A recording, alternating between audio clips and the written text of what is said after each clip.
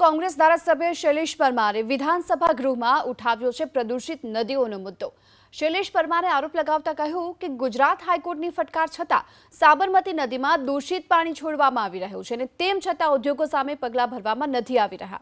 રજૂઆત કર્યા બાદ પણ ગુજરાત પ્રદૂષણ નિયંત્રણ બોર્ડના અધિકારીઓ ઉદ્યોગો સામે પગલાં લેવાની જગ્યા પર રૂપિયા માટે મોટા સેટિંગ કરે છે, જેના કારણે ગુજરાતની નદીઓ પ્રદૂષિત બની છે। તો આ તરફ વર્ષ 2022માં જાહેર થયેલા રિપોર્ટ મુજબ હજુ રાજ્યની 13 નદીઓ પ્રદૂષણ મુક્ત ન થઈ હોવાની વાતનો સરકારે પણ સ્વીકાર કર્યો।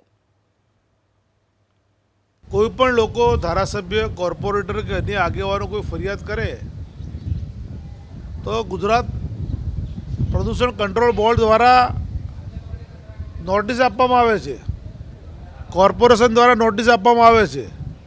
पण ए नोटिस आप्या पछी कॉर्पोरेशनना अधिकारीओ अने प्रदूषण बोर्डना अधिकारीओ बंने भेगा थईने आ फैक्टरीओ पासेथी बहु मोटो तोड़ करता होय छे। एक आखी लिंक चाले छे। माटे फक्त ने फक्त जे नदी पोल्यूशन में आटलुं बधुं छे, आजे पण पाणी एटलुं ज वहे छे, सरकार द्वारा कोई पगलां लेवामां आवता नथी।